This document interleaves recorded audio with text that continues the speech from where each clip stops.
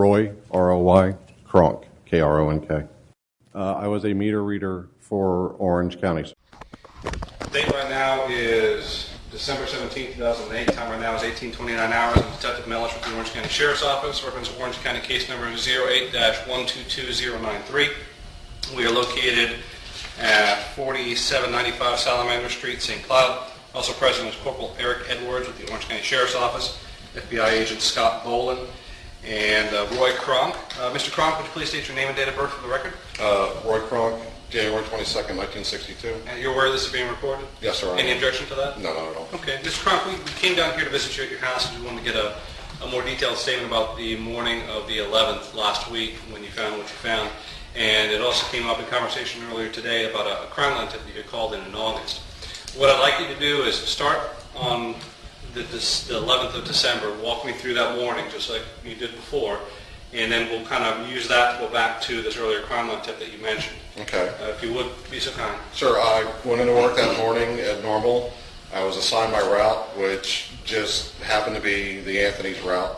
I've read that route before. I finished the first neighborhood. I was in need to go to the bathroom. So I went down to the area, which the meter readers know is a safe area. You can not be seen from the road to urinate. I also went in with the offhand chance that I had made a report in August that I believed I had seen something. And I just figured, I might as well go in and, So I urinated, and then I looked off to my right, and I noticed a black plastic bag. And there was an object there that just appeared not to seem to be right to me. I had my meter stick with me at the time because back in August when we were there, we had found a 6-foot dead diamondback rattlesnake, so I wanted to make sure that I had some protection if something was in there. I took my stick and I hit it, and I heard like a hollow sound. So out of curiosity, I took my stick and I grabbed the bottom of the bag, and I yanked it once and nothing happened. I yanked it twice, and it seemed that something had shifted, and I looked down at my feet, and there was a skull there. Okay. So when you urinated, where were you in relation to the bag? Did you actually urinate on the bag? no, I'm pretty sure I was about a good 4, 5, 6 feet away from the So you're bag. some distance away. Right. And when you noticed the skull and noticed the bag, what did you do then? I looked down at what I was seeing, and at first it really didn't register what it was. And I looked at it, pretty hard, and I reached down with my meter stick to kind of adjust it because I thought it was a Halloween mask at first. And I moved it, and when I moved it, that's when I saw the duct tape over the mouth area, and it immediately registered to me what I had seen. When you say you moved it, did you just... I just lifted it barely, so I could get a better look at it. But you didn't misplace it from Oh, no, I didn't move. I mean, I didn't move it as in physically move it from one location to another. I just kind of lifted it up a little bit. Manipulated it, so. Right, yeah, manipulated it. And then I just dropped it, and then I immediately walked away, went up, got on my radio, contacted 3959, who was Alex, my field coordinator, and asked him to get there immediately. Then there was some chit-chat back and forth on the radio. I then called my base, 3980. I reported them that I had found a human skull. And then, of course, more chit-chat went back and forth. And then Alex showed up. And then we sat around and waited for the police to show up. When you mentioned chit-chat on the radio, there were certain conversations that we listened to during radio. Right, yeah, you were, right. Kind of tell me a little bit about that conversation you would have had with coworkers or your boss. I really didn't say anything because I was still in a state of shock. I was just listening more or less. Did they ask you, or did you make mention about being in that area before, or maybe confirming what you... Well, no, they all know I've read that route before. Okay, the last time you rode this route was August 10th. Well, that was the first time I read that route. Okay, so August 10th and then September? September, October, somewhere in that time frame. And then I read it again. December. Right, because like I said, you walk 5 to 8 miles a day. I really don't overly pay attention. I just try to get my work done and go on the. Did you mention this August 10th incident to coworkers? Oh yeah, no, we discussed it. Yeah. Did they say anything over the radio to you about that? No, because that was just mostly between me and Dave and Chris. Okay. Because that was the 3 people that were there. We discussed the radio transmission if I told you she was there, I think, as well. Right, because I gave them my theory that they thought I was insane at the time. But that was a joke. And then I think I heard somebody say something about you were right, and I was like, yeah, I told you she was there. Okay. A little braggadocious, but I apologize for that. That's okay. Now let's go back to August 10th. since you say you came after this area, well, obviously partly because you had to urinate, and partly because of a tip that you had called in on August 10th. Right. Tell me about the tip. August 10th was the first time I'd ever read that route. I remember it being an extremely hot day. I was getting towards the end of my route, and David Dean, the guy who actually trained me, showed up with a new trainee, Chris, and they had completed their route for that day, and they assisted me in finishing. So we got finished, and I think it was about 1:15 when we got done. What's Chris's last name? I don't know. Okay. We just kind of go on first name basis. Does he still work there? Oh, yeah. And so we went down to that area because, number one, once again, it's a safe place to go to the bathroom. How did you know it was a safe place? Well, because it's just like two swamp areas on either side of the road with the school at a dead end. It's August, school wasn't in session. There's like hardly any traffic at all there. So, and also, it was a lot more grown up, so it was real easy to go behind a tree without being seen from the road. Is it safe just because you guys found that place, or did David show you that place? No, I think David had just parked there because it was actually very shaded and it was a cool place. Okay. And I just decided on my own to go in there and go to the bathroom. So Continue. So after I got done going to the bathroom, they were standing a little bit further down, I guess a little further west, and I just walked up and stood there, and Dave and Chris came walking up, and they both started jumping up and down, like jumping back, screaming like little girls, and I was like, what? And they said, look down at your feet, and I looked down at my feet, and there was a 6.5-foot eastern diamondback rattlesnake, dead, blood freshly coming out of his mouth, so it must have just been hit by a car. I have no idea what happened to it, and that's what frightened them. So Dave picked the truck, put it in the back of his truck, was going to go back to work and scare the people.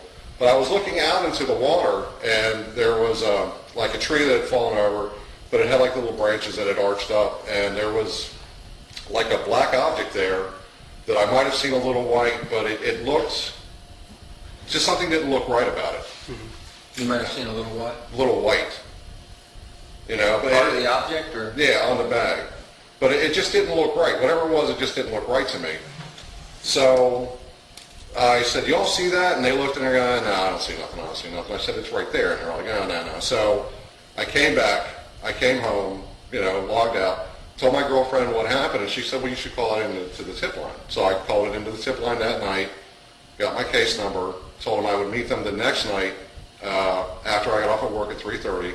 The officer showed up. How did you end the meeting with the officer? Did they hook you up with law enforcement, or Well, yeah, they said that they would send an officer out there to meet me at a certain time? at a certain time. Okay. Because I told them I got off work at 3:30, and That was on the 10th? That was on the 11th. On the 11th. So you called the sheriff's office back? well, I think it was predetermined the night before that they were going to meet me there or something of that nature. Through the tip line? Yeah.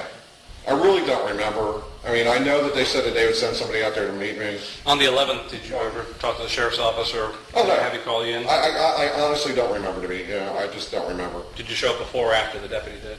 I was there before the deputy was there. And I just sat in my car because once again it was hot and I was just sitting in there with the air conditioning. About what on. time of day again, do you recall? Well, I got off at 3:30 and I worked at Curry Ford, which is right next to 417. So, and their place is off of Chickasaw, which is really just right up around the corner from where I work. So it probably took me no more than 15, 20 minutes to get there. I just want to go over this little map here real quick. We sat here, we kind of drew a map and give a rough idea of where everything Right. was. On this map over here, we have Suburban Drive, Hope Spring Drive, and the area where you found the bag on the 11th of December. Right. There's a little area that you marked over here, just to the east of it, and you believe that that's where you saw the bag floating in some standing water back It was- on the 10th of August. Right, because it was like after Fay, and so there was a lot of water back there. Are you sure it was after Fair, or are you just sure No, that was because the 10th Fay of was in August? June, right? I don't want to Yeah, guess. okay, but there was a lot of standing water. Let's just They're in that same area. in that same area. And you said that the bag was approximately anywhere between 4 and 10 feet from where the water's edge Right, went? yeah, from the water's edge was. Okay. We drew a map over here. Is this a fair representation Yeah, it's a fair of what you remember from representation, August 10, 2008? We actually wrote it up there. Right. Just so we could use this later. Yeah, no, that's fine. question. Yeah, no, that's fine. Would you mind? I'll go ahead and write my name down here. Sure. And I'll put the today's date, which is 12/17/08, 18:38 hours. If you wouldn't mind, just go ahead and sign and date on the bottom of that. That way, if I have to go back to this, since this is recorded, I can show a piece of paper that we talked about.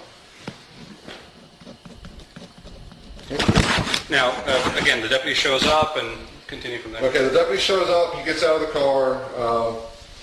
I told him what I had seen, and I also told him that the day before that we had seen a 6.5 foot eastern diamondback rattlesnake right there.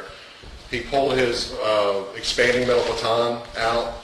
I showed him in the area where it was. He took 2 steps into the woods. He basically slid down the hill, came out, told me that the area had been searched, and pretty much I was wasting the county's time, and that they had, I don't know. I mean, I don't want Can't allow to go outside. I don't want to make the guy come off as an ass or anything, but they had other things to do and yada yada yada. So I said okay, and went on my happy way. And just to confirm, one of the reasons that you went back, when you went back on the 11th, you had already had in mind that, hey, I'm already here. Oh yeah. This is, a tip that I called them before, so curiosity, is it fair to say that curiosity led you back to that particular area to just look around again? Oh yeah, of course, yeah. I mean, there's always an offside chance that I was right. I mean, even an idiot gets lucky once in a while, so. Can't argue that fact now. Live your whole life that way. No, I'm good. I Scott? think as long as, I think we need to get, as far as your recollection, and I was watching your hand motions, but when you had that stick and you thumped that object and you heard that hollow sound, and you turned and you kind of, I guess... I looked from the bottom of the bag, I grabbed the bottom of the bag, and like I said, I yanked it once, I expected the bag to split open, nothing happened. I yanked it again, and I guess the contents of the bag shifted because it drew my eyes to the ground, and when I looked down... That's when you knew for sure that it was a skull. Well, that's when I originally discovered the object, because I had to look at it and go, because how often do you see a human skull laying Now, around? your description earlier when we first got here and did a little pre-interview, you had said it almost looked like a balding... Yeah, like male pattern baldness, the top was clean, and there was almost like a straight line all the way around the head, Okay. where the hair still was. Okay. It looked, and I was just looking at that. And describe the bag that you moved.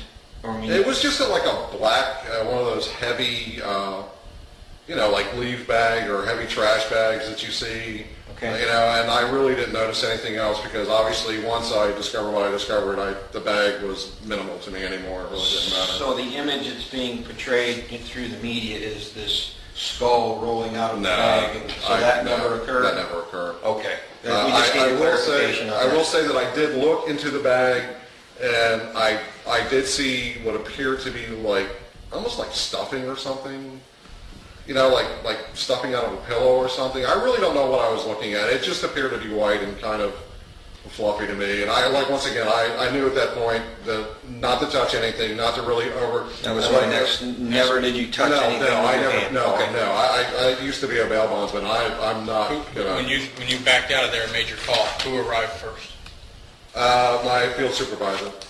Okay. Alex. Did both of you go back in there and look? We didn't. You stayed on the street? We stayed on the street, stood right there. I remember joking to Alex going, do you think I'm going to have to finish my route today? And he started laughing at me. But we just sat there and, kind of made some small talk until the officer showed up. Okay. I think one of the other guys in the truck drove by, but drove by, he didn't actually come in, because obviously people are going to get curious. And then, I think Rusty got on the radio and told everybody to stay away from the area to, so, because obviously... And Rusty is who? Rusty is Rusty Sparks, he's the supervisor that assigns the routes every day, and Okay. he's in charge of all of us. Alex is the second in command. All right. And then the officers showed up. We took him, I took him down in there and showed him what I had seen, and I actually walked past it the first time. And I had to stop and I had to look over my right shoulder, and then I saw what it was. And then the officer looked at it, and he kind of really, I think he had the same reaction to it at first that I had. And then I'm pretty sure he saw the duct tape because that was mentioned, and then he kind of said the same thing I said, which was, and then I walked out because my time there was, I told him, I said, look, I urinated, I didn't touch anything, okay, and I walked out and everything else went from there, and I just kind of stood around and waited until I was interviewed. Very good. Would you do me a favor? Sure. Raise your right hand for me. Sure. Do you swear and affirm everything you just told us is the truth? Oh, yeah.